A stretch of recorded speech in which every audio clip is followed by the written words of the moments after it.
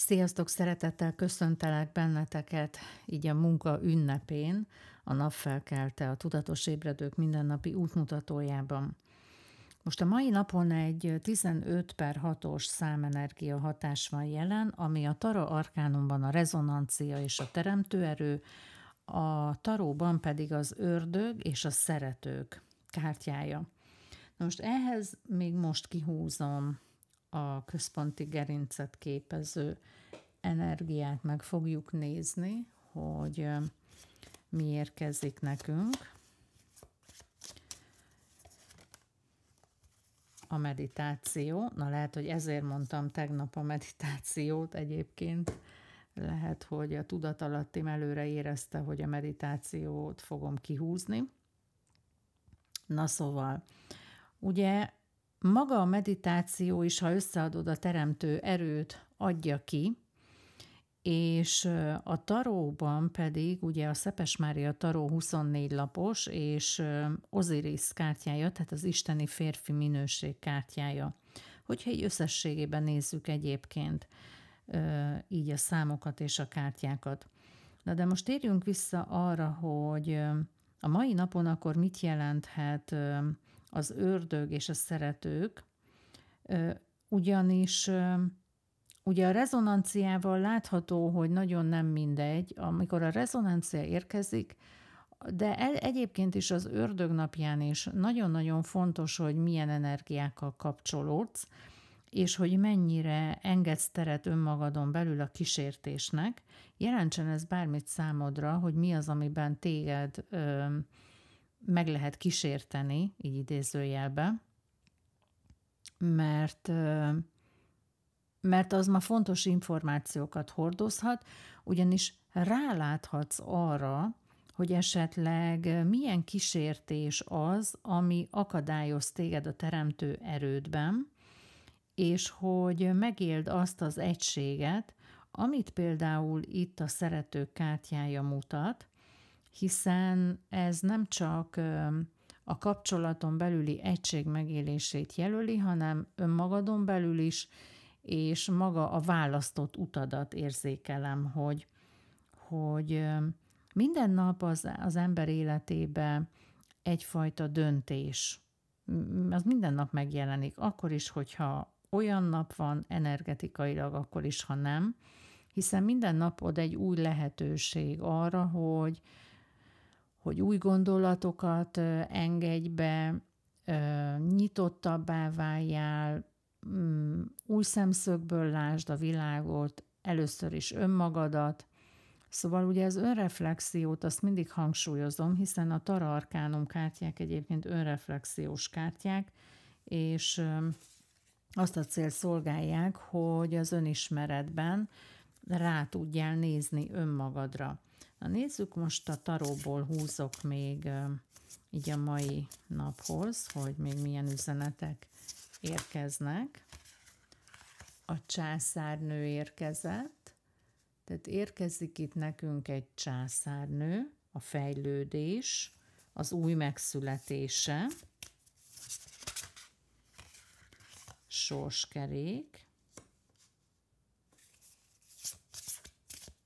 Lehet, hogy fordul a sorsod kereke, és itt megérkezett a császár, tehát nagyon erősen érezhetővé válhat a mai napon, mivel a császárnő és a császár is megérkezett. És a központi részhez megérkezik a sorskerék, egyfajta sorszerű kapcsolódást, vagy a mai napon talán lehet, hogy megpecsételődik a kapcsolatotok sorsa, és ugye itt a 15-ös azért a ragaszkodást és a kapaszkodást, a régi energiaminőségekben való elveszettséget is jelölheti, amire ma a meditáció nagyon nagy segítségedre lehet, hogy rá tudjál nézni. Tehát itt azért, mivel megérkezett egy császár és egy császárnő, itt lehet, hogy kapcsolati dinamikákban változás várható. Ez kimondottan párkapcsolat egyébként. Tehát a mai napon a párkapcsolatokban élők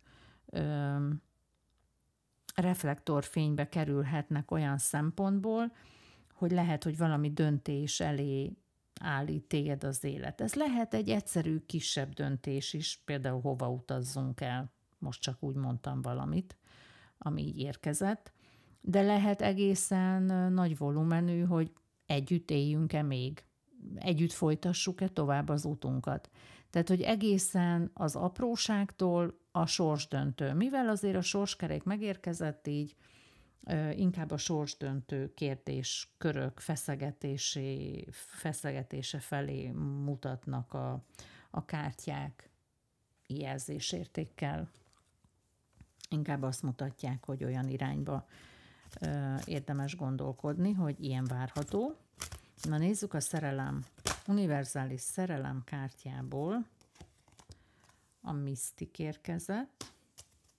Egyébként ebben olyan sok kártya van, és mindig ilyen hasonló kártyák érkeznek, tehát van itt valami misztikus, lehet, hogy valami, a csillag, az fontos jelzésértékkel bírhat, attól függ ugye, hogy a te számodra mit jelképez a csillagminőség, az intuíció, ugye a harmadik szemcsakránál érkezett, tehát fontos az, hogy tisztállás.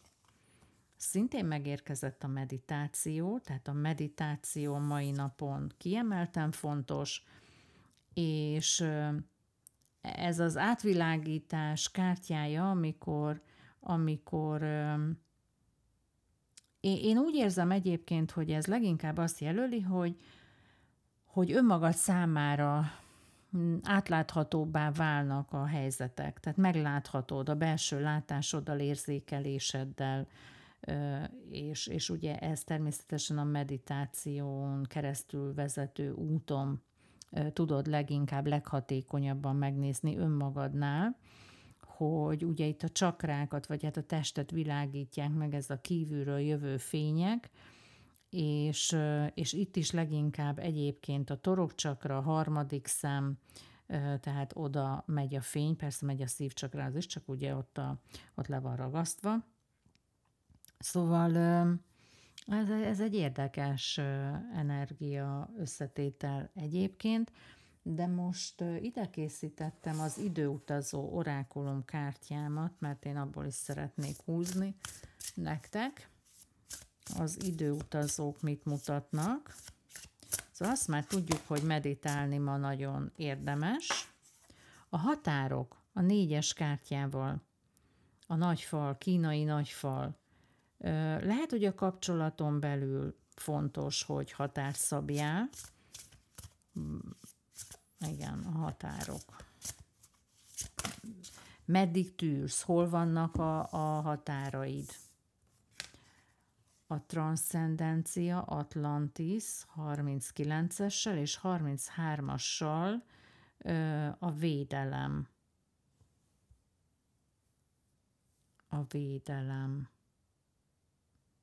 A kéz barlangja, Argentína, kezek barlangja. A kezek barlangja, itt ilyen kezek vannak ott a barlangba megvilágítva. Tehát védelem alatt vagy. Lehet, hogy ez a határszabás az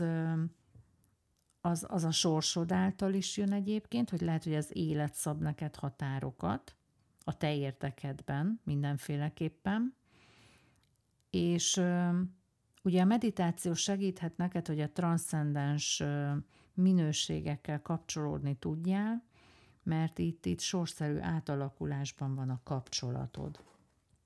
Na nézzük, hogy az állatszellemekből mi érkezik. Ez az utolsó üzenet. A gyógyulás ideje a kígyó szellem 55-össel. Ugye eleve kígyó év is van, és mindjárt mondom nektek, hogy mit ír a könyv a kígyó szellemhez. Mindenkinek szüksége van időnként gyógyulásra, És ha feltűnik a kígyószellem, ideje megjavítani, megújítani és feltölteni önmagadat és törékeny szívedet. Az öngondoskodásra és a karbantartásra azért van szükség, hogy életerőd újra feltámadhasson. Gondoskodj róla, hogy saját jólétedet táplálni tud. A sérülékenység a működőképes barátság és párkapcsolat szükséges velejárója, ami azt jelenti, hogy mindannyiunknak vannak időnként lágyabb érzelmei. Bánj most finoman önmagaddal és másokkal. Vesd le a múltat, és lépj be az új létállapotodba, hiszen az életerő már ébredezik benned. Most lehet itt az ideje annak, hogy munkát fektess abba, hogy meggyógyulj, növekedj, és helyrehozd a sérüléseket mind önmagadban, mind a szeretteidben, mind a közösségedben. Ünnepeljétek együtt, hogy milyen messze jutottatok a gyógyító utazás során, és mennyi mindent teremtettetek közösen. Szabadulj meg minden olyan tehertől, amely már nem szolgálja az egészségedet, fejlődésedet, pozitív kapcsolataidat és jólétedet, nyisd ki az ajtót a gyógyulás előtt. Na hát ezek az üzenetek érkeztek így most a munka ünnepére, május 1-ére. Átléptünk ugye a május hónapba, jövő héten pedig a kígyó hónapba fogunk a kínai asztrológiába átlépni egyébként, tehát itt már ez a kígyó szellem lehet, hogy előrevetíti.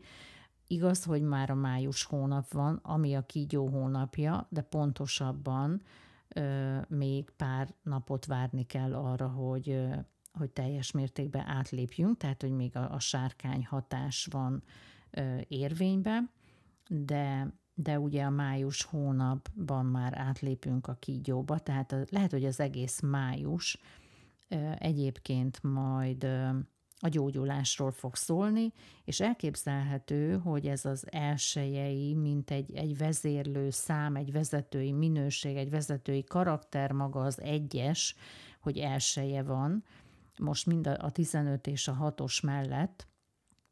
Lehet, hogy most már majd vizsgálni fogjuk azt is, hogy na, most mondjuk konkrétan elseje van, vagy másodika, csak így önállóan azt a számot is esetleg megvizsgáljuk, mert ez így most egyébként érkezik, ez lehet, hogy így májustól mondjuk így lesz.